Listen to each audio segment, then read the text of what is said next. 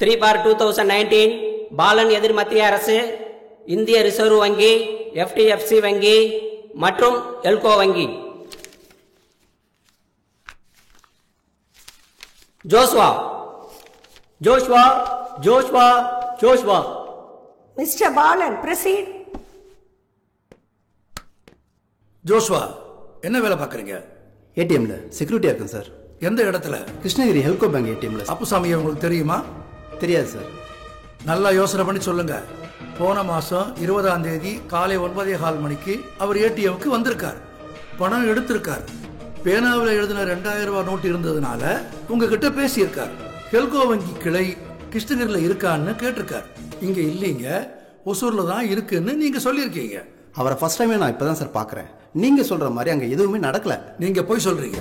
நான் ஏன் சார் போய் சொல்லணும்? உங்க வேலையை காப்பாத்திக்கிறதுக்காக போய் சொல்றீங்க. இல்ல சார், நான் உண்மையை தான் சொல்றேன். உங்க ஏடிஎம்ல பேனாவில் எழுதின நோட்டு வர்றது உண்டா? வராதுங்க. அந்த மாதிரி நோட்டு எடுத்தவங்க உங்ககிட்ட சொல்லியிருக்காங்களா? எங்க ஏடிஎம்ல பேனாவில் எழுதின நோட்டு வராதுங்க. அது எப்படி உறுதியா சொல்றீங்க? இது வரைக்கும் அப்படி எடுத்ததா என்கிட்ட யாரும் சொல்லவே இல்லை சார். உங்ககிட்ட சொல்லி பலன் இல்லைங்கிறதுனால சொல்லாம போயிருக்கலாம் இல்லையா? இருக்கலாம். அம்மா, தயவு செய்து இதை குறிச்சுக்குங்க. அம்மா, கடந்த மாதம் 20ஆம் தேதி காலை 9 மணியிலிருந்து 9:20 மணி வரையிலான ஏடிஎம்மோட சிசிடிவி பதிவுகளை பார்க்கறதுக்கு ஆவணம் செய்யுமாறு கேட்டுக்கிறேன். Public prosecutor, your honour. நீங்க அந்த சிசிடிவி ஃபுட்டேஜை நாளைக்கு தாக்கல் பண்ணுங்க. S your honour. The court is adjourned.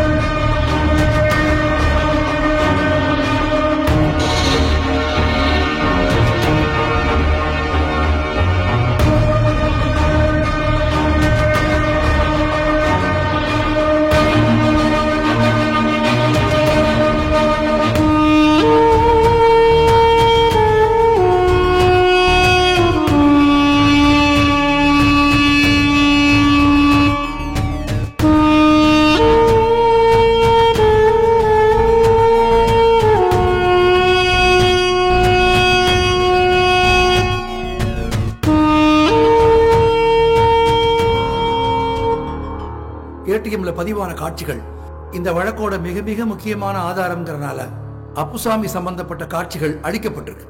அந்த மோசடியை தான் தொழில்நுட்ப கோளாறுன்னு அரசாங்க வழக்கறிஞர் சொல்றாரு. யுவர் ஆனர், இது பொய்யான குற்றச்சாட்டு. எந்த போட்டேஜும் அழிக்கப்படல. இது மிஷினோட மிஸ்டேக் தான். வாதியின் வழக்கறிஞர் பாலன் போலியான பதிவுகளை உருவாக்கி நீதிமன்றத்தை குழப்பறாரு. அம்மா, சாந்தி ஜுவல்லர்ஸ் உரிமையாளர் பரந்தாமன் செட்டியார்கிட்ட இருந்துதான் இந்த பதிவு பெறப்பட்டது. அவர் இப்ப இங்கதான் இருக்கார். வேணும்னா விசாரிக்கலாம். அவரை வர சொல்லுங்க. நீங்க தான் சாந்தி ஜுவல்லர்ஸ் ஓனரா?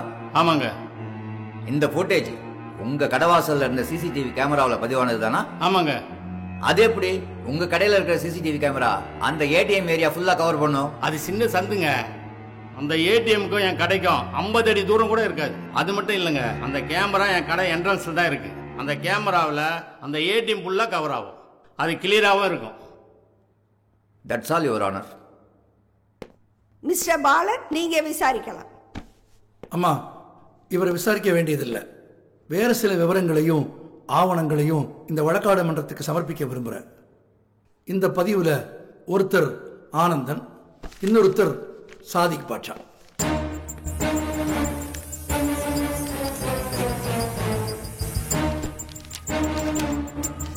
அம்மா, இதில் ஆனந்தன், சாதிக் பாட்சா 2 பேருடைய வங்கி சேமிப்பு கணக்கு புத்தகங்கள், சம்பவம் நடந்த அன்னைக்கு அவங்க ஏடிஎம்ல பணம் எடுத்ததுக்கான ரசீதுகள், பணம் எடுத்ததுக்காக அவங்க செல்போனுக்கு வந்த குறுஞ்செய்திகள் எல்லாமே இருக்கு. அது மட்டுமல்ல, அவங்க ஏடிஎம்ல பணம் எடுத்ததற்கான பரிவர்த்தனையும் அவங்க கணக்கு புத்தகங்கள்ல பதிவாயிருக்கு. 2 பேரும் இங்க இருக்காங்களா? இருக்காங்கம்மா. வர சொல்லுங்க. இந்த ஃபுட்டேஜில் இருக்கிறது நீங்க தானா? ஆமாங்க ஐயா. அப்புசாமியா இதுக்கு முன்னாடி பார்த்திருக்கீங்களா? இல்லைங்க ஐயா. நீங்க பணம் எடுத்த ஏடிஎம்ல அதே நேரத்துல அவர் அங்க இருந்ததா சொல்றாங்க. ஆனா நீங்க இப்ப பார்க்கலன்னு சொல்றீங்களா? எப்படி ஐயா, அப்ப அவரை யாருன்னே எனக்கு தெரியாது. பேர் எப்படி ஞாபகம் வச்சுக்க முடியும்? நீங்க என்ன சொல்றீங்க? ஏடிஎம்க்கு வர்றவங்கள நான் எதுக்கியா நோட் பண்ணோம்? அப்ப அந்த ஏடிஎம்க்கு அவர் வந்தாரா இல்லையான்னு உங்களால உறுதியா சொல்ல முடியல அதானே? ஆமாங்க ஐயா. Note this point your honour. இப்போ அப்புசாமியை விசாரிக்கிறதுக்கு இந்த கோர்ட் அனுமதி அளிக்குமாறு கேட்டுக்கொள்கிறேன்.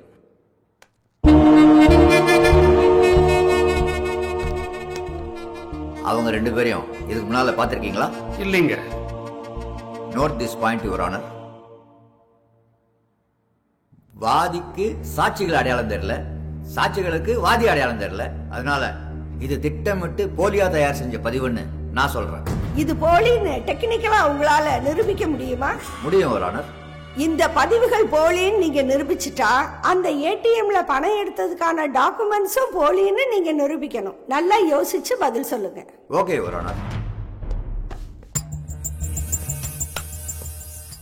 அந்த ஏடிஎம் பாதுகாவலர் ஜோஸ்வா கிட்ட என்ன பேசுனீங்கன்னு சொல்லுங்க. ஐயா 1000 ரூபா எடுக்கலான்னு ஏடிஎம்க்கு போனேன். அங்கே போனால் 2000 தாள் தான் இருக்குன்னு மிஷினு காட்டுச்சு. நானும் 2000 தாளை எடுத்துக்கிட்டு வெளியே வந்தேன். ஏப்பா செக்யூரிட்டி உள்ள 500 100 தாள்லாம் இருக்காதான்னு கேட்டேன். அதுக்கு அவர் அதெல்லாம் காலி ஆயிடுச்சுன்னு சொன்னாருங்கய்யா. அப்ப அந்த சமயத்துல ஏடிஎம்ல 2000 ரூபாய் நோட்டு மட்டும் தானே இருந்துச்சு? ஆமாங்கய்யா. அம்மா தயவு செஞ்சு இதை குறிச்சுக்கோங்க. ஏன்னா இவருக்கு அப்புறம் தான் அப்புசாமி ஏடிஎம்குள்ள போறார். நீங்க பணம் எடுத்தப்ப எந்த மாதிரியான நோட்டு வந்துச்சு? சார் நான் 10,000 பணம் எடுத்தேன். எல்லாமே 2000 நோட்டா தான் வந்தது. அம்மா தயவு செய்து இதையும் குறிச்சுக்கோங்க. ஏன்னா அப்புசாமிக்கு பிறகுதான் இவர் ஏடிஎம்குள்ள போறார். அம்மா ஏடிஎம் எந்திரத்துல அப்புசாமிக்கு முன்னால பணம் எடுத்த ஆனந்தனுடைய வாக்குமூலமும் அப்புசாமிக்கு பின்னால பணம் எடுத்த சாதிக் பாட்சாவோட வாக்குமூலமும் ஒரு உண்மையை தெளிவாக்குது. அது என்னன்னா அப்புசாமி ஏடிஎம் எந்திரத்துல பணம் எடுக்கும் போது அதுல 2000 ரூபாய் நோட்டை தவிர வேற எந்த நோட்டும் இல்லைங்கிறது தான் அந்த உண்மை. Objection your honour. சாட்சிகள் ஆனந்தனும் சாதிக் பாட்சாவும் சொல்றதை வச்சு மட்டும் முடிவெடுக்க முடியாது. செக்யூரிட்டி ஜோஷ்வாவோட சாட்சியமும் அவசியமாகுது யுவர் ஆனர். நீங்களும் ஆனந்தனும் என்ன பேசுனீங்க? டிபன் சாப்பிட்டீங்களான்னு அவர் கேட்டாரு. ஆயிடுச்சுங்கன்னு நான் சொன்னேன். அவ்வளவுதான் sir. Note this point your honour please. Anandan உங்க ஃப்ரெண்டா? இல்லைங்க, அவர் அடிக்கடி ஏடிஎம்க்கு வருவார். அதனால ஏற்பட்ட பழக்கம் தாங்க. யுவர் ஆனர், சாட்சி ஆனந்தனின் வாக்குமூலம் பொய்யானது என்பதை ஜோஷ்வாவின் வாக்குமூலம் தெளிவாக்குகிறது. இந்த வழக்கு உள்நோக்கத்துடன் புனையப்பட்ட வழக்குன்னு இதிலிருந்தே புரிந்து கொள்ளலாம். எனவே இந்த வழக்கை தள்ளுபடி செய்யுமாறு கேட்டுக்கொள்கிறேன். That's all, Your Honor. The court is adjourned. அம்மா முதல்ல அரசாங்க வழக்குரைஞர் ராமதாஸுக்கு நன்றி சொல்லிக்கிறேன். பரந்தாமன் செட்டியார் கடையோட சிசிடிவி பதிவுகள் போலியானதுன்னு வாதிட்ட அவர் இப்ப ஆனந்தனுக்கும் ஜோஸ்வாக்கும் நடந்த உரையாடலை ஒத்துக்கிட்டதன் மூலமா அந்த சிசிடிவி பதிவுகளும் உண்மையானதுன்னு ஒத்துக்கிட்டு இருக்காரு. ஆனா உரையாடலை தான் மாத்தி சொல்லி குழப்புறாரு.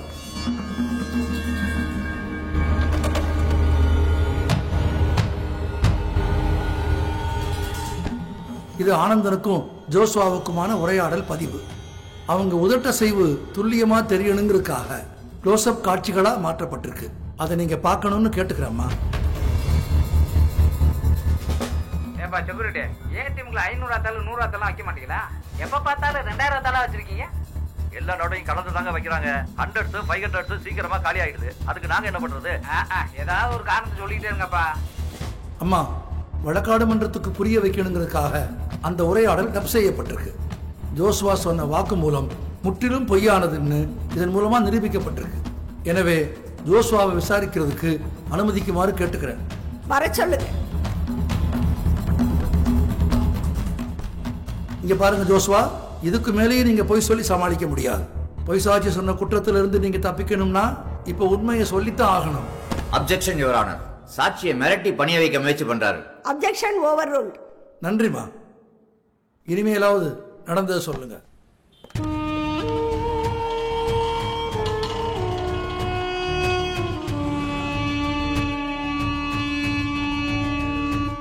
ஏப்பா செக்யூரிட்டி, ஏடிஎம்ல 500 ஆத்தாலும் 100 ஆத்தாலும் வைக்க மாட்டீங்களா?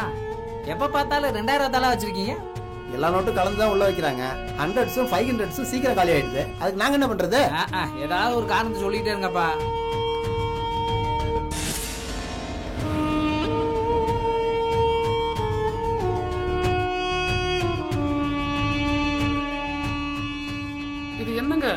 என்னல எழுதிருக்கு நோட்ல?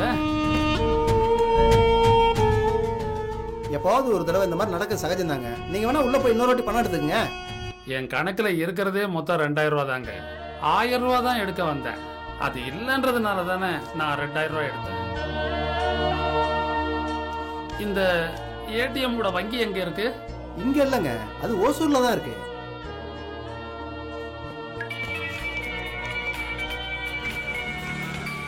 எங்க இருக்கீங்க?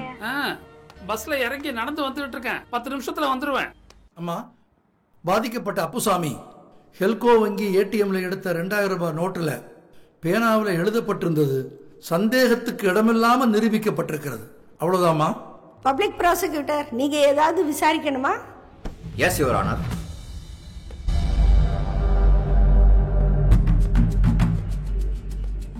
அப்புசாமி உங்ககிட்ட காட்டின 2000 ரூபாய் நோட்டு உங்க ஏடிஎம்ல எடுக்கப்பட்டதுதான் உங்களால கான்பிடண்டா சொல்ல முடியுமா? முடியாதுங்க. Note this point your honour. பேனாவால் எழுதப்பட்ட 2000 ரூபாய் நோட்டு எல்கோ வங்கியோட ஏடிஎம்ல இருந்து எடுக்கப்படல. அது ஏற்கனவே அப்புசாமி கிட்ட இருந்திருக்கு. அந்த நோட்டை தான் அப்புசாமி ஜோஷுவா கிட்ட காட்டியிருக்காரு. That's all your honour.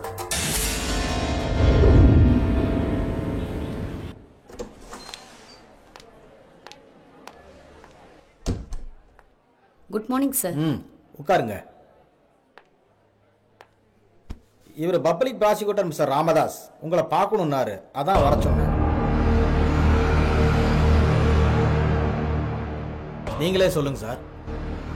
எல்கோ bank ஏடிஎம்ல எடுத்த 2000 ரூபாய் நோட்ல பேனாவில் எழுதியிருந்ததுனால மருந்து வாங்க முடியாம குழந்தை இறந்து போன கேஸ் நடக்குதுல்ல? ஆமா சார், தெரியும். மருந்து வாங்க முடியாம இல்ல, பேங்க்ல மாத்தி தரலன்னு தான் கேஸ் நடக்குது. ஆமாங்க. ஆனாலும் அந்த கேஸ்ல முக்கியமான பாயிண்டா கோர்ட்ல அந்த குழந்தை செத்து போனதை தான் சொல்றாங்க. அதுதான் அந்த கேஸ்ல சென்டிமெண்ட் பாயிண்ட். அதை பொய்யாக்கிட்டா வழக்கு நிக்காது.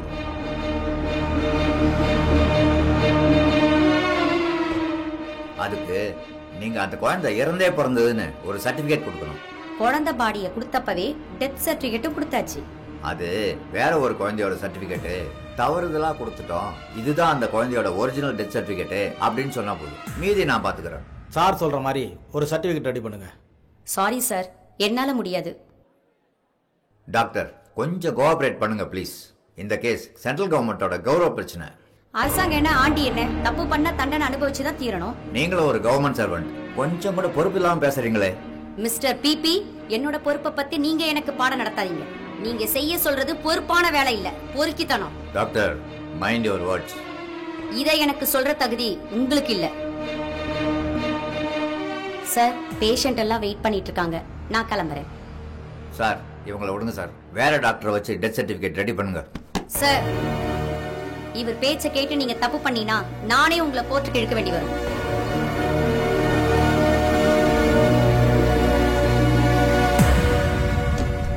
உங்களுக்கு கீழே வேலை பார்க்குறவங்க உங்களையே மிரட்டிட்டு போறாங்க.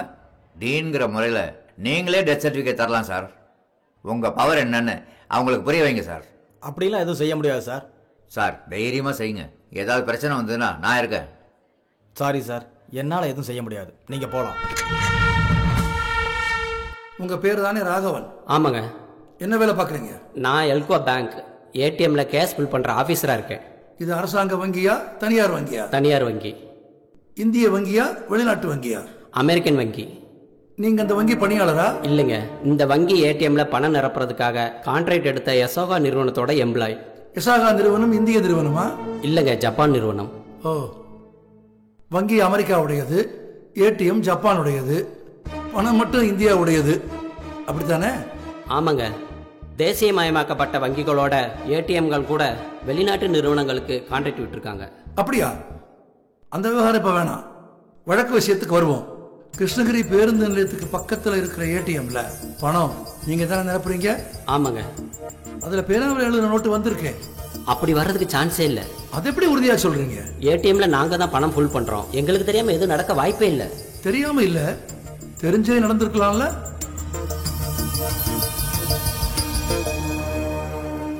ஏடிஎம்ல வைக்கிற பணத்தை கொடுக்கறதுக்காக செஸ்ட்னு ஒரு அமைப்பு இருக்கு. அது ஒரு கருவூலம் மாதிரி. அது ரிசர்வ் வங்கியோட கண்காணிப்புல இருக்கு. அந்த அமைப்போட அதிகாரிகள் தான் ஏடிஎம்ல நிரப்புறதுக்கான பணத்தை கொடுக்கறாங்க. அவங்க கொடுக்கிற பணத்தை வாங்கிட்டு போய் தான் இவங்க அந்த பணத்தை நிரப்புறாங்க. இந்த முறையில தவறு நடக்கிறதுக்கு, அதாவது தேவையான நோட்டுகளை எடுத்துக்கிட்டு தேவையில்லாத நோட்டுகளை வைக்கிறதுக்கு 2 இடங்கள்ல வாய்ப்பு இருக்கு. ஒன்னு, செஸ்ட்ல பணம் கொடுக்கிற அதிகாரிகளே இதை செய்ய முடியும், அல்லது பணத்தை கொண்டு போய் வைக்கிற இவங்களே கூட அதை செய்ய முடியும். Objection your honour. ஏடிஎம்கள்ல நிரப்புற ஒவ்வொரு ரூபா நோட்டோட நம்பரையும் குறிச்சுக்கிட்டு தான் பணம் கொடுக்கப்படுது. அதனால லாயர் பாலன் சொல்றது போல எந்த தவறும் செய்ய முடியாது. அம்மா, ரிசர்வ் வங்கியிலிருந்து வர்ற புதிய ரூபா நோட்டுகளுடைய எண்கள் தான் குறித்து வைக்கப்படுது. மக்கள்கிட்ட ஏற்கனவே புழக்கத்தில் இருந்த ரூபா நோட்டுகளுடைய எண்கள் குறித்து வைக்கப்படுவதே இல்லை. உங்களுக்கு தெரியும்ல, சொல்லுங்க. ஆமாங்க, புதிய ரூபா நோட்டு நம்பர்களை மட்டும்தான் குறிச்சு வைப்பாங்க. திட்டமிட்ட மோசடியின் காரணமாக தான் செல்லாத நோட்டுகள் ஏடிஎம்கள்ல நிரப்பப்படுது.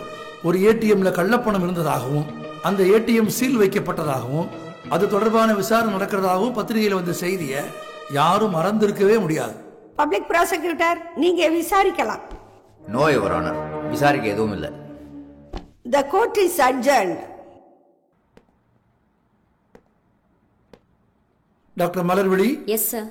அப்புசாமி எதுக்கு முன்னால பாத்திருக்கீங்களா? பாத்திருக்கேன் சார். எங்க பாத்தீங்க? அவருடைய மனைவிக்கு எங்க ஹாஸ்பிட்டல்ல நான் தான் பிரசவம் பார்த்தேன். வணக்கம். வணக்கம்மா. என்னம்மா, டிஃபன் சாப்பிட்டீங்களா? சாப்பிட்டோம் மேடம். உங்களுக்கு எதுவும் பிரச்சனை இல்லையே? எனக்கு ஒன்றும் பிரச்சனை இல்லை டாக்டர். குழந்தை தான் ராத்திரி பூரா அழுதுட்டே இருந்தது. பால் கொடுத்தா கூட குடிக்கல.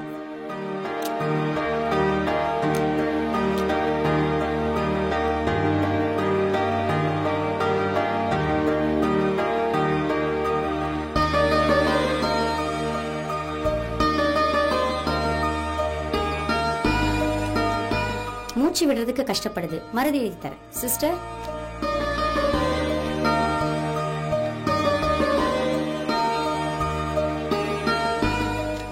இந்தாங்க. சொல்லுங்க டாக்டர். இந்த மருந்து ஹாஸ்பிட்டல்ல இல்ல, வெளியில போய் வாங்கிட்டு வாங்க. 20 வருஷமா குழந்தை இல்லாம இப்பதான் இவ பிறந்திருக்கா. நீங்க தான் நல்லபடியா காப்பாத்தி கொடுக்கணும். பயப்படுற மாதிரி ஒண்ணும் இல்ல, சரிப்படுத்திக்கலாம். ஓகேவா?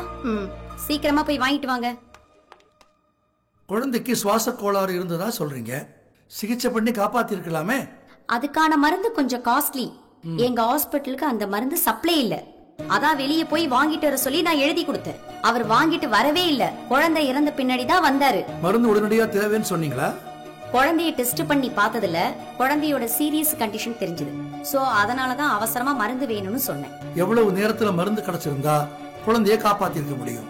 1 ஹவர்ல மருந்து கிடைச்சிருந்தா குழந்தைய கண்டிப்பா காப்பாத்திருக்க முடியும். அம்மா, இதை தயவு செஞ்சு குறிச்சுக்கோங்க. நன்றி. Public prosecutor, you can proceed.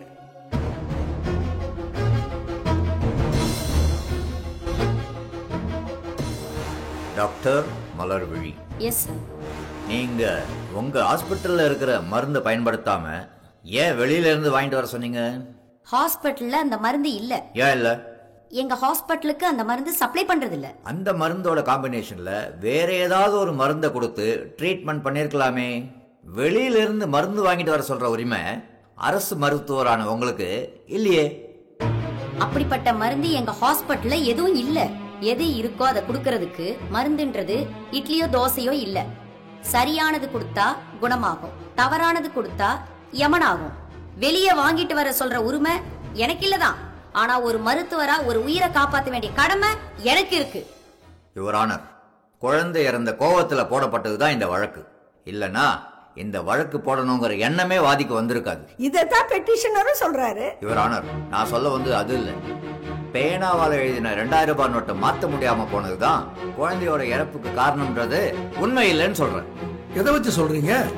தினமும் ஆயிரக்கணக்கான பேர் பாதிக்கப்படுறாங்க, யாரும் கோர்ட்டுக்கு வர்றது இல்லையே. அப்படின்னா செல்லாத நோட்டு ஏடிஎம்ல வருதுங்கிறதையாவது ஒத்துக்கிறீங்களா? நான் அப்படி சொல்லல. என்னதான் சொல்ல வர்றீங்க? தேவையான மருந்து ஹாஸ்பிட்டல்ல இல்லாததுனால தான் குழந்தை இறந்துச்சுன்னு சொல்றேன்.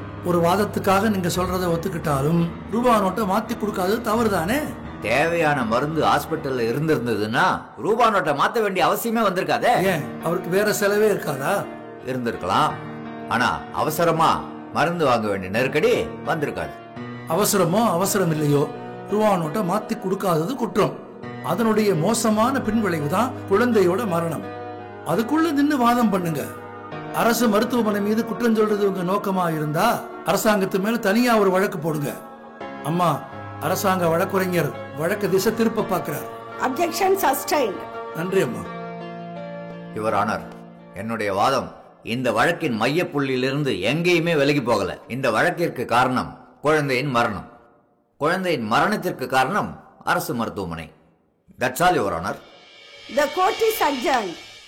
நாடு முழுக்க பரபரப்பாக பேசப்பட்டுக் கொண்டிருக்கிற ஒரு சாதாரண மனிதர் சட்டம் என்கிற வாளை எடுத்து மத்திய அரசுக்கு எதிராக நீதிமன்றத்திலே போராடி கொண்டிருக்கக்கூடிய மனிதர் திரு அப்புசாமி, அவரே இன்றைய நமது நாடு நிகழ்ச்சியின் விருந்தினர். வணக்கம். வணக்கங்க. உங்களை பத்தியும் உங்க வழக்க பத்தியும் சொல்லுங்க. எனக்கு சொந்த ஊர் கிருஷ்ணகிரி மாவட்டம் ஊத்தங்கரை வட்டத்தில் இருக்கிற மெட்டப்பள்ளி கிராமம். நான் ஒரு குறு விவசாயிங்க. கிருஷ்ணகிரி மருத்துவமனையில் என் மனைவிக்கு பெண் குழந்தை பிறந்துச்சு. அந்த சமயத்தில் கிருஷ்ணகிரியில் இருக்கிற எல்கோ வங்கி ஏடிஎம்ல பணம் எடுத்தேன். ஒரே நோட்டு 2000 ரூபாவா வந்துச்சு. அதில் பேனால எழுதியிருந்ததால எங்கேயும் செல்லுபடி ஆகலை. என்கிட்ட வேற பணம் இல்லை, வங்கி அக்கௌண்ட்லயும் எந்த பேலன்ஸும் இல்லை. அங்க இருக்கிற எஃப்டிஎஃப்சி வங்கியில போயிட்டு மாத்தி தர சொல்லி கேட்டா மறுத்துட்டாங்க. மருந்து வாங்க பணம் இல்லை, அதனால என் குழந்தை செத்து போச்சு. அந்த 2000 ரூபாய் நோட்டு செல்லுபடி ஆகாதது சட்டவிரோதம், மனித உரிமை மீறல். அரசாங்கத்தினுடைய இந்த தவறான நடவடிக்கை தான் என் குழந்தைய கொன்னுச்சு. இந்த குற்றச்சாட்டுகளின் அடிப்படையில தோழர் பாலன் போட்டதுதான் இந்த பொதுநல வழக்கு. இந்த அரசுக்கு எதிரானவங்க தான் உங்களை பின்னால இருந்து ஏக்குறாங்க, அவங்களுடைய திட்டப்படி தான் இந்த வழக்கை நீங்க தொடுத்திருக்கீங்க அப்படின்னு சொல்றாங்க. நீங்க என்ன சொல்றீங்க? நான் ஒரு சாதாரண ஆளுங்க. இந்த அரசாங்கத்தை எதிர்க்கிறவங்களுக்கு நான் ஒரு பொருட்டே இல்லைங்க. அது மட்டும் இல்லை, நான் யாருக்கும் கருவியா இருக்கணும்ன்ற விருப்பம் எனக்கு இல்லை. என் நிலைமை வேற யாருக்கும் வந்துடக்கூடாது. என் குழந்தைக்கு ஏற்பட்ட கதி வேற எந்த குழந்தைக்கும் ஏற்படக்கூடாது. எடுத்துல ஒண்ணு நடைமுறையில ஒண்ணுன்னு அரசாங்கம் மக்களை ஏமாத்தக்கூடாது. இதுக்கெல்லாம் தாங்க இந்த வழக்கு. வழக்கறிஞர் பாலன் உங்களை போலீஸ் ஸ்டேஷன்ல இருந்து மீட்டது தெரியும். அப்புறம் என்ன நடந்ததுன்னு சொல்லுங்க. டாக்டர் எழுதி கொடுத்த மருந்தை தோழர் பாலன் வாங்கிட்டாரு. அதை எடுத்துக்கிட்டு நாங்க மருத்துவமனைக்கு போனோம். ஆனா நாங்க மருத்துவமனைக்கு போய் சேர்றதுக்குள்ள என் குழந்தை நிரந்தரமா கண்ணை மூடிட்டா. அவளுடைய கண்கள் மூடி இருந்தாலும் அவளது பார்வை நீ எல்லாம் ஒரு அப்பனா அப்படின்னு கேக்குற மாதிரி இருந்துச்சு. அதனாலதான் இதெல்லாம் ஒரு அரசாங்கமா அப்படின்னு கேக்குற நிலைமைக்கு நான் வந்தேன். என் குழந்தை இறந்த சோகத்தை விட நான் கூலி வேலை செஞ்சு சம்பாதிச்ச பணம் என் குழந்தைக்கு உதவாம போச்சே அப்படிங்கிற கோவம் தான் அதிகமா இருந்துச்சு. என்னோட ஆதங்கத்தை தோழர் பாலன் கிட்ட சொன்னேன். இதுக்கு ஏதாவது செஞ்சாகணும் அப்படின்னு அவர்கிட்ட கேட்டேன். அதுக்குத்தான் வழக்கு போடலான்னு சொன்னாரு. நானும் ஒத்துக்கிட்டேன். உங்களுக்கு பின்னால எந்த அரசியல்வாதியும் இல்லைன்னு சொல்றீங்க. இந்த வழக்குல அரசியலே இல்லைன்னு உங்களால சொல்ல முடியுமா? அரசியல் இல்லாத இடம் ஏதாவது இருந்தா காட்டுங்க. அரசியலே தொழிலா வச்சிருக்கிறவங்க கிட்டையும் அரசியல் இருக்கு. அரசியல் எனக்கு பிடிக்காதுன்னு சொல்றவங்க கிட்டையும் அரசியல் இருக்கு. ஓட்டு போடுறவங்க கிட்டையும் அரசியல் இருக்கு. ஓட்டு போடாதவங்க கிட்டையும் அரசியல் இருக்கு. ஏன் நோட்டால ஓட்டு போடுறவங்க கிட்டையும் அரசியல் இருக்கு. உங்க வழக்குல அரசியல் இருக்கு அப்படிங்கறத நீங்க ஏத்துக்கிறீங்க, அப்படித்தானே? நிச்சயமா இருக்கு. ஆனா இது மக்களை வன்முறைக்கு தூண்டுற அரசியல் இல்ல, மக்களுக்கு விழிப்புணர்வை ஏற்படுத்துவதற்கான அரசியல். ஒவ்வொரு வினைக்கும் எதிர்வினை உண்டு என்பது அறிவியல் மட்டும் அல்ல, அரசியலும் தான். உங்க நோக்கம் நிறைவேறும்னு நம்புறீங்களா? ஆமா, நான் நீதிமன்றத்தை நம்புறேன். நீங்க அறிமுக உரையில சொன்னது போல சட்டம் எனும் ஆயுதத்தை ஏந்தி தோழர் பாலன் போராடுறாரு, வெற்றி அடைவாருன்னு நான் நம்புறேன். ஒருவேளை தீர்ப்பு உங்களுக்கு சாதகமா வரலன்னா அதனால ஏற்படுற பின் விளைவுகளை நீங்க எப்படி எதிர்கொள்வீங்க? சட்ட ரீதியா வரக்கூடிய விளைவுகளை சட்ட ரீதியா எதிர்கொள்ளுவேன். சட்டத்திற்கு புறம்பா வரக்கூடிய விளைவுகளை அதே வழியில் எதிர்கொள்ளுவேன். நாம எந்த ஆயுதத்தை எடுக்கிறோம் அப்படிங்கறத நம்ம எதிரிதான் தீர்மானிக்கிறான்னு மக்கள் சேன தலைவர் மாசேத்தும் சொல்லி இருக்கிறாரு. அதிகாரத்தில் இருக்கிற அரசியல்வாதிகளும் அதிகாரிகளும் இந்த வழக்குல உங்களுக்கு எதிராக தலையீடு செய்வதற்கு வாய்ப்பு இருக்கு அப்படின்னு நம்புறீங்களா? கண்டிப்பா இருக்குது, இனியும் இருக்கும். ஏன்னா இந்த வழக்கு அவங்களோட சீரழிஞ்ச நிர்வாகத்தை அம்பலப்படுத்துது. அவங்க மதிக்கிறதா சொல்ற இந்த அரசியல் அமைப்பை அவங்களே அவமதிக்கின்ற அவலத்தை சுட்டி காட்டுது. அதனாலதான் அதிகாரத்துல இருக்கிறவங்களால பொறுத்துக்க முடியல. ஆனாலும் எத்தனை தடைகள் வந்தாலும் நீதிக்கான எங்கள் பயணம் வெற்றி அடையும். வழக்குல ஜெயிப்போம் அப்படின்னு உறுதியா சொல்றீங்க. இறுதியாக ஒரு கேள்வி, உங்க நம்பிக்கைக்கு என்ன காரணம்னு சொல்ல முடியுமா? இந்த வழக்கை நடத்துற தோழர் பாலன் ஒரு மிகச்சிறந்த வழக்கறிஞர். அது மட்டுமல்ல, ஒரு சமரசமற்ற மனித உரிமை போராடி ஒடுக்கப்பட்ட மக்களினுடைய நலனுக்காக தனது வாழ்வையே அர்ப்பணித்த மாமனிதர். வெற்றியை அவர் சாத்தியமாக்குவார் என்று நான் உறுதியாக நம்புகிறேன். இந்த நிகழ்ச்சியில கலந்து கொண்டதற்கு எங்கள் நெஞ்சார்ந்த நன்றி. நன்றி. நீ சொல்றது நான் கேட்க வேண்டிய அவசியம் இல்லை. நான் சொல்றது நீ கேளு. அப்புறம் பேசுற வை. வாங்க சார், உட்காருங்க. என்ன சாப்பிட்றீங்க? எதுவும் வேணாம், விஷயத்த சொல்லுங்க. 2000 ரூபாய் கேஸ்ல எனக்கு உங்களோட ஹெல்ப் தேவைப்படுது. நான் வாதியோட வழக்குரைஞர், உங்களுக்கு எப்படி உதவ முடியும்? நீங்க மனசு வச்சா முடியும். புரியலையே. கேஸை வித்ரா வாங்கிட்டீங்கன்னா எனக்கு என்ன கிடைக்கும்? என்ன கேட்டீங்க? எனக்கு என்ன கிடைக்கும்? உங்களுக்கு பெரிய அமௌண்ட் கிடைக்கும். எனக்கு அட்டார்னி ஜெனரல் பதவி கிடைக்கும். பெரிய அமௌண்ட்னா 50L, 75L, 1C ஓகேவா?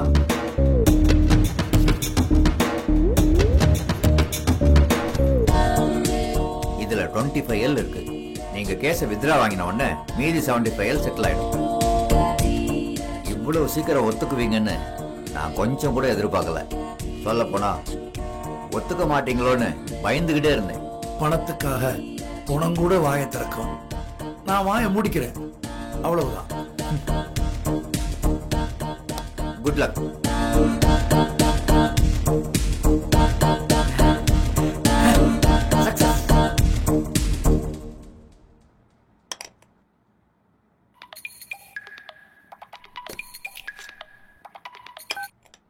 Hello, good evening sir. சென்னையில இருந்து பிபி பேசுறேன் சார். உங்க காலை தான் எதிர்பார்த்துட்டு இருந்தேன். சக்சஸ் தானே சார்? 100% success sir. எப்படியோ கன்வின்ஸ் பண்ணி 2Cல முடிச்சிட்டேன். நீங்க கொடுத்த 1C அட்வான்ஸ் பண்ணிட்டேன். கேஸை வித்ரா பண்ண உடனே பேலன்ஸ் 1C கொடுக்கணும் சார். நீங்க அதை கொஞ்சம் அனுப்பி வச்சிருங்க சார். ஓகே, அமௌண்ட் நாளைக்கு உங்களுக்கு வந்து சேர்ந்துடும் சார். அப்படியே அந்த அட்டார்னி ஜெனரல் போஸ்ட்டை மிஸ் பண்ணாம பாத்துங்க சார். ஏற்கனவே மேலிடத்துல சொல்லிட்டேன். ஓகே ஆயிடும். You don't worry. Thank you sir. Thank you sir. Welcome.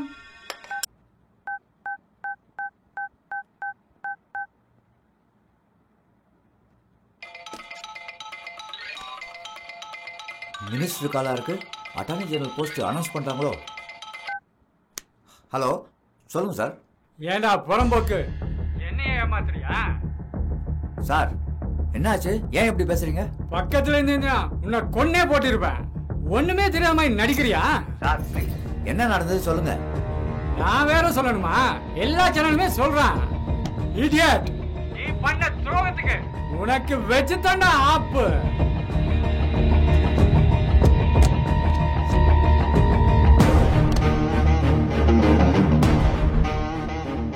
இதுல 25L இருக்கு. நீங்க கேஸை வித்ரா வாங்கின உடனே மீதி 75L செட்டில் ஆயிடும். இதைத் தொடர்ந்து அரசாங்க வழக்கறிஞர் ராமதாஸ் அப்பதவியிலிருந்து நீக்கப்பட்டார். மேலும் அவர் மீது கிரிமினல் வழக்கு தொடரப்போவதாக மத்திய நிதியமைச்சர் அறிவித்துள்ளார். இதற்கிடையில் லஞ்ச பணம் 25 லட்சம் ரூபாயை நீதிமன்றத்திடம் ஒப்படைக்கப் போவதாக வழக்கறிஞர் பாலன் தெரிவித்துள்ளார்.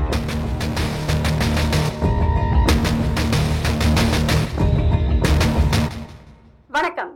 இன்றைய பேசும் சமூகம் நிகழ்ச்சியின் விருந்தினர் சமூக ஆர்வலரும் மூத்த வழக்கறிஞருமான பாலன் அவர்கள். வணக்கம் திரு பாலன். வணக்கம். 2000 ரூபாய் நோட்டு வழக்கு பத்தி நம்ம பல தடவை பேசியாச்சு. அதனால இப்ப அதுக்குள்ள போக வேண்டாம்னு நினைக்கிறேன். இந்த வழக்குல திடீர் திருப்பமா உங்களுக்கு லஞ்சம் கொடுத்த நிகழ்வு பார்க்கப்படுது. அத பத்தி சொல்லுங்க. அரசாங்க வழக்குரைஞர் திரு ராமதாஸ் இல்லையே, அவர் இப்ப அந்த பதவியில இல்லையே. ஆமாங்க, ஆனா அப்ப அவர் தான் அரசாங்க வழக்குரைஞர். சரி, சொல்லுங்க. திரு ராமதாஸ் என்ன அலைபேசியில் தொடர்பு கொண்டு ஒரு முக்கியமான விஷயம் பேசணும், சந்திக்க முடியுமான்னு கேட்டாரு. இவர் ஏதோ என்ன சரிக்கட்டத்தான் கூப்பிடுறாருன்னு அப்பவே எனக்கு புரிஞ்சது. வழக்கு தொடர்பா கருத்து பரிமாறிக்கிறதுக்கு கூட அவர் அழைச்சிருக்கலாம் இல்லையா? இல்லைங்க, அதுக்கு சாத்தியமே இல்லை. வழக்கறிஞர் திரு ராமதாஸை பொறுத்தவரை தன்னை தவிர மற்ற எல்லாரையும் அவர் முட்டாளாத்தான் நினைப்பாரு. அதனால அவராவே வழக்க பத்தி கலந்துரையாட என்னை கூப்பிடுவாருங்கிறத நான் நம்பல. அதனாலதான் நான் ஒரு முன்னேற்பாட்டோட போனேன். அது என்ன முன்னேற்பாடு? ஹிடன் கேமரா அப்படின்னு சொல்ற மறைமுக ஒளிப்பதிவு கருவிய என் சட்டப்பையில வச்சு எடுத்துட்டு போனேன். அதை அவர் கவனிக்கலையா? பாக்குறதுக்கு சாதாரண இங்கு பேனா மாதிரி தான் இருக்கும். அதனால சந்தேகம் வர வாய்ப்பில்லை. ஆனா அவருக்கு வேற வகையில சந்தேகம் வந்திருக்கணும். வரல. எந்த வகையில சந்தேகம் வர வாய்ப்பு இருந்ததா நீங்க நினைக்கிறீங்க? அவர் எனக்கு பணம் கொடுக்கறேன்னு சொன்ன உடனேயே நான் ஒத்துக்கிட்டேன். அப்பவே அவருக்கு சந்தேகம் வந்திருக்கணும். ஒருவேளை அட்டர்னி ஜெனரல் பதவி கிடைக்கிற சந்தோஷத்துல இருந்திருப்பாருன்னு நினைக்கிறேன். நீங்க உடனடியா ஒத்துக்கிட்டா அவருக்கு சந்தேகம் வர வாய்ப்பு இருக்குன்னு தெரிஞ்சிருந்தோம் உடனே எப்படி ஒத்துக்கிட்டீங்க?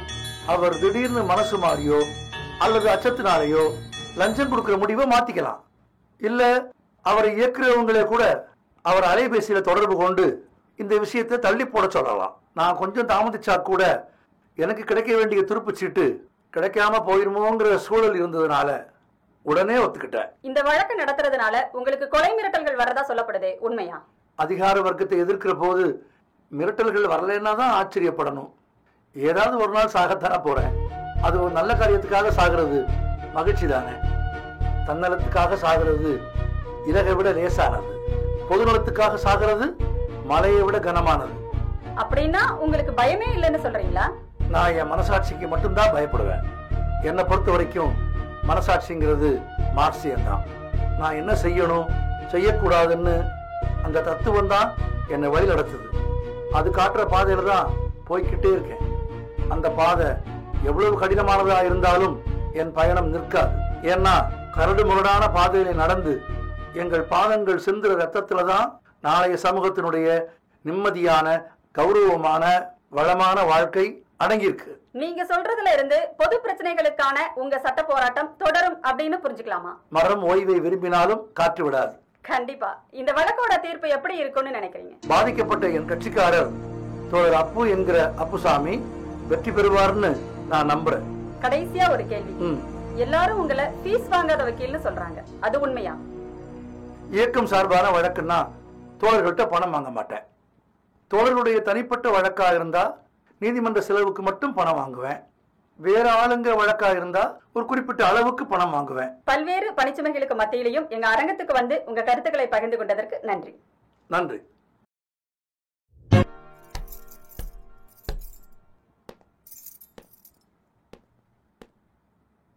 உங்க பேர் என்ன? கௌரி தேசாய். என்ன பண்றீங்க? ஏடிஎம் நிறுவனங்களின் கூட்டமைப்பில் டைரக்டரா இருக்கேன். அதாவது CATMIன் டைரக்டர். அதாவது ஏடிஎம் மையங்களை நிறுவி அதை நிர்வகிக்கிற கான்ட்ராக்டர்களை தான் நீங்க ஏடிஎம் நிறுவனங்கள்னு சொல்றீங்க. ஆமாங்க. ஏடிஎம்ல நிரப்பப்படுற பணம் வங்கிகளுடையதா உங்களுடையதா? இல்லைங்க, வங்கிகளோட செஸ்ல இருந்து தான் எங்களுக்கு பணம் தருவாங்க. அதாவது பணம் வங்கிகளுடையது, ஏடிஎம்களும் அதுல இருந்து வர்ற வருமானமும் உங்களுடையது. ஆமாங்க. வங்கிகளே ஏடிஎம்களை இயக்க முடியாதா? முடியும், ஆனா பணியாளர்கள் பற்றாக்குறை.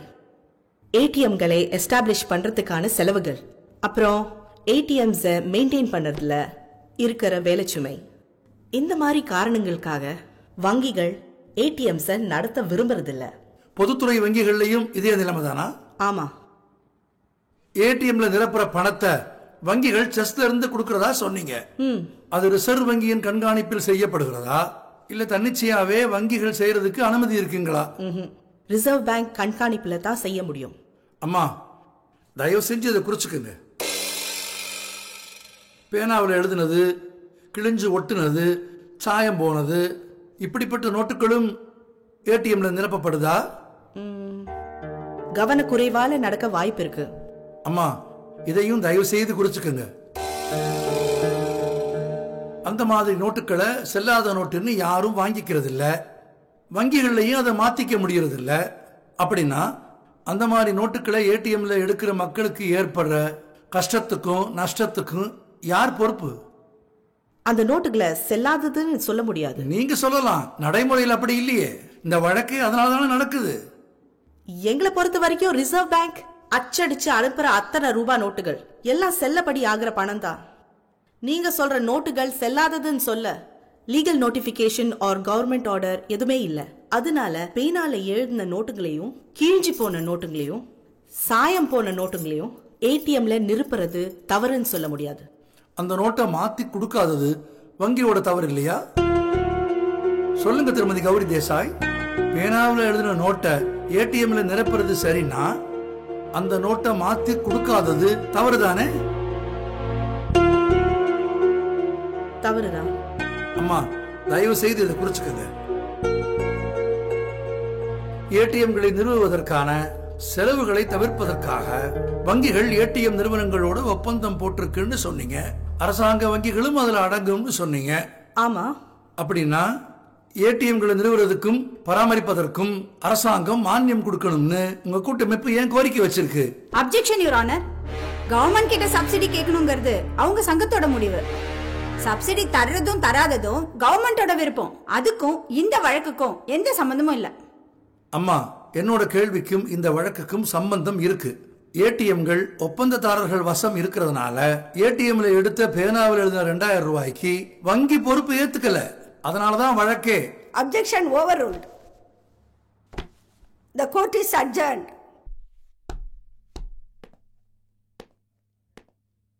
மிஸ்டர் கிளின்டன், என்ன வேலை பார்க்குறீங்க? எல்கோ பேங்க் இந்தியன் பிரான்ச்ல நான் சிஓவா இருக்கிறேன். இந்த வழக்கில் சம்பந்தப்பட்ட பேனாவில் எழுதின 2000 ரூபாய் நோட்டு உங்க வங்கி ஏடிஎம்ல இருந்து எடுக்கப்பட்டிருக்கு. அதுக்கு என்ன சொல்றீங்க? நோ, எங்க ஏடிஎம்ல வரதுக்கு சான்ஸ் இல்ல. எப்படி அவ்வளவு உறுதியா சொல்றீங்க? ஏன்னா எக்ஸ்க்ளூசிவ் சாஃப்ட்வேர் எங்க ஏடிஎம்ல இருக்குது. அழுக்கு நோட்டுகளையும் கிழிஞ்ச நோட்டுகளையும் ஒட்டப்பட்ட நோட்டுகளையும் ஒதுக்கி விடுறதுக்கான நவீன தொழில்நுட்பத்தை பொருத்த போறதா ரிசர்வ் வங்கி சொல்லி இருக்கு. பொருத்துனாங்களா இல்லையான்னு அதிகாரப்பூர்வமா தெரியல. ஏன்னா இன்னும் அழுக்கு நோட்டும் கிழிஞ்ச நோட்டும் ஒட்டப்பட்ட நோட்டும் ஏடிஎம்ல வந்துகிட்டு தான் இருக்கு. இந்த நிலைமையில பேனாவில் எழுதுற நோட்டையே வடிகட்டுற அளவுக்கு நவீன மென்பொருள் உங்க ஏடிஎம்ல இருக்குன்னு நீங்க சொல்றத எப்படி நம்புறது? அது வந்து யுவர் ஆனர், வழக்கறிஞர் பாலன் திட்டமிட்டு குழப்புகிறார். அம்மா, நான் குழப்பல. வார்த்தையில உண்மை இருந்தா குழம்புறதுக்கு வாய்ப்பே இல்லை. மிஸ்டர் கிளின்டன் சொல்றது அத்தனையும் பொய். அதை நீங்க முடிவு செய்ய முடியாது, நீதிமன்றம் தான் முடிவு செய்யணும். தீர்ப்பு சொல்ற அதிகாரம் மட்டும்தான் வழக்காடு மன்றத்துக்கு இருக்கு. ஒரு விஷயம் உண்மையா பொய்யான்னு தீர்மானிக்கிற உரிமை எனக்கு இருக்கு, உங்களுக்கும் இருக்கு. அப்ஜெக்ஷன் ஓவர்ரூல்ட். நன்றி அம்மா. ஒரு பொய்ய சொல்லிட்டு 9 பொய்களை தேடி அலையாதீங்க. அந்த 2000 ரூபாய் நோட்டால ஒரு பச்சை குழந்தை பரிதாபமா இறந்திருக்கு. எதிர்காலத்துல அந்த குழந்தையும் உங்களை மாதிரி ஒரு பெரிய அதிகாரியா வந்திருக்கலாம். Objection your honour. சென்டிமெண்டா பேசி அவரோட மனசை பலகீனப்படுத்தி தனக்கு சாதகம் வகிக்க முயற்சி பண்றார். அம்மா, இவர் மனசை நான் ஒன்னும் பலவீனப்படுத்தல. இவருக்கும் மனசு ஒண்ணு இருக்குன்னு ஞாபகப்படுத்த விரும்புறேன். சாட்சி சொல்ல வர்றவங்க கிட்ட உறுதிமொழி வாங்குறமே, ஏன் அவங்களுக்கும் மனசாட்சி இருக்குங்கிறத நினைவுபடுத்தத்தானே. மிஸ்டர் கிளின்டன் கிட்ட என்னோட முயற்சியும் அதுதான். அப்ஜெக்ஷன் ஓவர்ரூல்ட். சொல்லுங்க மிஸ்டர் கிளின்டன். ஏடிஎம்ல என்ன நோட்டு ஃபில் பண்றோமோ அது தான் வரும். அதுல பேனாயோட ஃபில் பண்ணா அது தான் வரப்போகுது. அம்மா, தயவு செய்து குறிச்சுக்குங்க. அப்படி வந்த நோட்டை மாத்தி கொடுக்காத குற்றச்சாட்டுக்கு நாங்க பொறுப்பு இல்லை. உலகம் பூராவும் எங்களோட பிரான்ச்சு மொத்தமா 35 நாட்டுல இருக்குது. அந்தந்த நாட்டோட சட்டப்படி தான் நாங்க நடுக்கிறோம். சோ இந்த ஆளும் இந்த போல தவறுகள் தடுக்க முடியல. So we can prevent it. It's not our mistake. அம்மா, கிருஷ்ணகிரி எல்கோ வங்கி ஏடிஎம் மையத்துல பேனாவில் எழுதின 2000 ரூபாய் நோட்டு வந்தது தவறுதான் அப்படின்னு மிஸ்டர் கிளின்டன் ஒத்துக்கிட்டார். யுவர் ஆனர், மிஸ்டர் கிளின்டன் அப்படி சொல்லல. ஏடிஎம்ல நடந்தது தப்புதான்னு மிஸ்டர் கிளின்டன் வாக்குமூலம் கொடுத்துட்ட பிறகு நீங்க தேவையில்லாம ஆர்கியூ பண்ணி நீதிமன்றத்தோட நேரத்தை வீணாக்காதீங்க. மிஸ்டர் கிளின்டன், பயன்படுத்த முடியாத நோட்டை நீங்க ஏடிஎம்ல நிரப்புவீங்க. அதை எடுத்துட்டு எங்க மக்கள் தெரு தெருவா அலையணும், அழியணும். இந்த லட்சணத்துல ஒரு குறிப்பிட்ட முறைக்கு மேல எடுத்து அதுக்கு கட்டணம் வேற. நாங்க எடுக்கிற பணத்துக்கும் நாங்க போடுற பணத்துக்கும் குறுஞ்செய்தி அனுப்புனா அதுக்கு ஒரு கட்டணம். யுவர் ஆனர், இவர் சொல்றது நான் ஏத்துக்க முடியாது. இந்த கேஸை பத்தி எங்க ஹெட் ஆஃபீஸ் கான்டாக்ட் பண்ணிட்டு தான் சொல்லணும். So I need some time. Thank you. Yes your honour, mister Clinton அவர்களுக்கு வரையறுக்கப்பட்ட அதிகாரம் மட்டும்தான் இருக்கு. அவங்க அமெரிக்க தலைமையோட கன்சல்ட் பண்ணிட்டு தான் கூடுதல் விளக்கங்களை நாங்க இங்க தர முடியும். மிஸ்டர் கிளின்டனோட கூடுதல் விளக்கங்களை நீங்க எழுத்துப்பூர்வமா நீதிமன்றத்துல சப்மிட் பண்ணுங்க. Thank you your honour. The court is adjourned. வணக்கம். உங்க பேர் என்ன? கங்காதர ராவ். என்ன வேலை பார்க்குறீங்க? FDFC வங்கியின் தலைவராக இருக்கேன். அரசாங்க வங்கியா தனியார் வங்கியா? தேசியமயமாக்கப்பட்ட வங்கி, அதாவது அரசாங்க வங்கி. பேனாவில் எழுதின ரூபா நோட்டை உங்க வங்கி கிளைகளில் மாற்றிக்க முடியுமா? பேனாவில் எழுதப்பட்ட நோட்டு மட்டுமல்ல, கிழிஞ்சு ஒட்டப்பட்ட நோட்டு, அழுக்கு நோட்டு, சாயம் போன நோட்டு எதுவாக இருந்தாலும் மாற்றிக்க முடியும். ஏடிஎம்ல வந்த பேனாவில் எழுதின 2000 ரூபாய் நோட்டை கிருஷ்ணகிரி FDFC வங்கி கிளையில மாற்றி தரல. அதனால ஒரு குழந்தை இறந்து போச்சு. குழந்தை இறந்ததை பத்தி நான் எதுவும் சொல்ல முடியாது. ஆனா பேங்க் நோட்டை மாத்தி கொடுத்துருக்கணும். அம்மா தயவு செய்து இதை குறிச்சுக்கோங்க. அந்த மாதிரி நோட்டுகளை அதிகம் வாங்காதீங்கன்னு உங்க கருவூலத்துறை அதிகாரிகள், அதாவது ஜஸ்ட் அதிகாரிகள் வலியுறுத்துறாங்களே, உண்மையா? இல்லைங்க, இது பொய்யான தகவல். உங்க வங்கி சார்ந்த அலுவலர்களே அப்படி சொல்றாங்களே. எனக்கு தெரிஞ்சு இல்லைங்க. அப்போ உங்களுக்கு தெரியாம நடக்குமா? சான்ஸே இல்ல.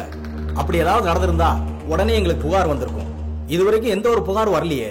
உங்க வங்கியோட கீழ்மட்ட அதிகாரிகள் மேல்மட்ட அதிகாரிகள் மேல புகார் தர்றதுக்கு அச்சமில்லாம முன் வருவாங்கன்னு நம்புறீங்களா? யார் யார் மேல புகார் தந்தாலும் அதுல உண்மை இருந்தா நடவடிக்கை எடுக்க நாங்க தயார். இதுவரைக்கும் யாரும் புகார் தரலன்னா எந்த தப்பும் நடக்கலன்னு தானே அர்த்தம். அந்த மாதிரி நோட்டுகளை வாங்குறத முடிந்த அளவு தவிர்த்துருங்கன்னு ரிசர்வ் வங்கியோட கருவூல அதிகாரிகள் வங்கிகளின் கருவூல அதிகாரிகளுக்கு சொல்றாங்க. வங்கிகளின் கருவூல அதிகாரிகள் வங்கி கிளைகளுக்கு சொல்றாங்க. அந்த மாதிரி நோட்டுகளை வாங்கவே கூடாதுன்னு வங்கி கிளைகளின் அதிகாரிகள் வணிகர்களுக்கு சொல்றாங்க. வணிகர்கள் வாங்காததுனால பொதுமக்களும் ஒருத்தர் இருந்து இன்னொருத்தர் அந்த நோட்டுகளை வாங்குறதே இல்லை. அதனால அந்த நோட்டுகள் செல்லாத நோட்டுகளா போயிருது. நீங்க சொல்றத ஒத்துக்க முடியாது சார். செல்லாத நோட்டுங்கிறதே இல்ல. அப்படின்னா ரிசர்வ் வங்கி நோட் ரீஃபண்ட் ரூல்ஸ் கொண்டு வர வேண்டிய அவசியம் என்ன?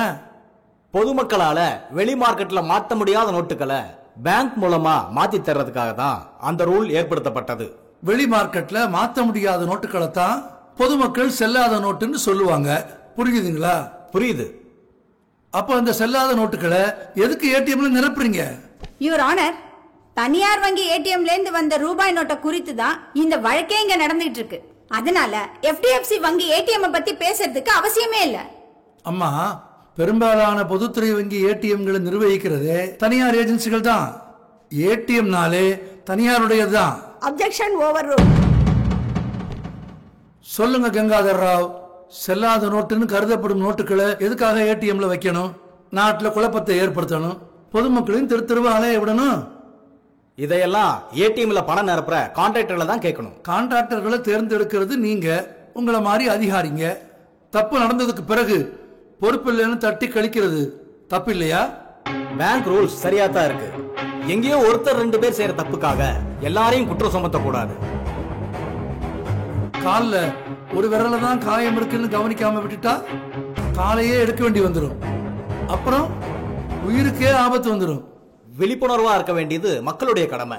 அவங்களோட அறியாமைக்கு நாங்க என்ன செய்ய முடியும்? புது கணக்கு தொடங்க சொல்லி பரப்புரைகள் செய்றீங்க, தங்க காசுகள் வாங்க சொல்லி விளம்பரங்கள் பண்றீங்க, குறைந்த வட்டியில் வாகன கடன், வீட்டுக்கடன், நகைக்கடன், அந்த கடன், இந்த கடன், எல்லா கடனும் வழங்கப்படும் லோன் மேளா நடத்துறீங்க. ரொக்கமா பெரிய பணம் போடுறவங்களுக்கு, அதாவது பெரிய டெபாசிட் போடுறவங்களுக்கு கூடுதல் வட்டி கொடுப்போம்னு விளம்பரம் பண்றீங்க. இதையெல்லாம் செய்யற நீங்க மக்கள் நலனுக்காக, உங்க துறையில தப்பு நடக்காம இருக்கணுங்கிறதுக்காக செல்லாத நோட்டுகளை பத்தியும் பரப்புரை செய்யலாம்ல சார். எங்க பேங்குக்கு நாடு முழுக்க ஆயிரக்கணக்கான பிரான்ச்சஸ் இருக்கு. ஒவ்வொரு பிரான்ச்சுக்கும் நான் போக முடியாது.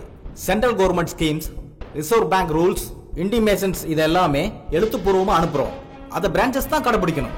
எங்கேயாவது தப்பு நடந்து அது குறித்து புகார் வந்தா நடவடிக்கை எடுக்கிறோம். இந்த வழக்கையே ஒரு புகாராக கருதி கிருஷ்ணகிரி வங்கி மேலாளர் மேல நடவடிக்கை எடுக்கலாமே சார். துறை ரீதியான விசாரணை நடந்துட்டு இருக்கு. விசாரணை அறிக்கை வந்ததுமே குற்றம் செய்திருந்தால் அவர் மேல் நடவடிக்கை எடுக்கப்படும். பேனாவில் எழுதியிருந்த 2000 ரூபாயை மாத்தி கொடுக்காதத்தானே குற்றம்னு குறிப்பிடுறீங்க? ஆமா. அம்மா, தயவு செய்து இதை குறிச்சுக்கங்க. மிஸ்டர் ராவ், பேனால எழுதின நோட்டு ஏடிஎம்ல இருந்து எடுக்கப்பட்டதா இல்லையா அப்படிங்கிறது தான் இந்த வழக்கோட முக்கிய புள்ளி. ஆனா அந்த நோட்டு ஏடிஎம்ல தான் எடுக்கப்பட்டது அப்படின்னு நீங்களா ஒரு முடிவுக்கு வந்து அதை மாற்றி கொடுக்காதது பிரான்ச் மேனேஜரோட குற்றம்னு சொல்றீங்களே, அது சரியா? ஒரு நோட்டை மாத்திக்கிறதுக்கு அது ஏடிஎம்ல இருந்து எடுக்கப்பட்டதுன்னோ பேங்க் கேஷ் கவுண்டர்ல கொடுக்கப்பட்டதுன்னோ ப்ரூவ் பண்ண வேண்டிய அவசியம் இல்லைங்க. ஒருத்தருக்கு ஒருத்தர் கொடுக்கல் வாங்கல்ல வந்திருக்கலாம், ஏன் ரோட்ல கிடைச்சதா கூட இருக்கலாம். ஒரே ஒரு கண்டிஷன் என்னன்னா, அது இந்திய ரிசர்வ் பேங்கால அச்சடிக்கப்பட்ட நோட்டா இருக்கணும். அதாவது நல்ல நோட்டா இருக்கணும், கள்ள நோட்டா இருக்க கூடாது. அம்மா தயவு செய்து இதையும் குறிச்சுக்கங்க. ஓகே, கன்டினியூ பண்ணுங்க. No more your honour. மத்திய அரசின் நிதித்துறை செயலாளர் மற்றும் ரிசர்வ் வங்கியின் துணை ஆளுநர் ஆகிய இருவருக்கும் இந்த நீதிமன்றத்தில் நேரில் ஆஜராகும்படி சம்மன் அனுப்பியும் அவர்கள் 2 பேரும் வரவில்லை. நீதிமன்றத்தை விட பெரிய மனிதர்கள் யாரும் இல்லை என்பதுதான் நமது சட்டத்தின் வலிமை. எனவே அடுத்த மாதம் 10ஆம் தேதி மீண்டும் அவர்களை ஆஜராகும்படி சம்மன் அனுப்ப உத்தரவிடப்படுகிறது. ஒருவேளை அப்போதும் அவர்கள் வர தவறுவார்களேயானால் மத்திய நிதி அமைச்சரையும் ரிசர்வ் வங்கியினுடைய கவர்னரையும் இந்த நீதிமன்றத்திற்கு வரவழைக்க வேண்டியிருக்கும். The court is adjourned.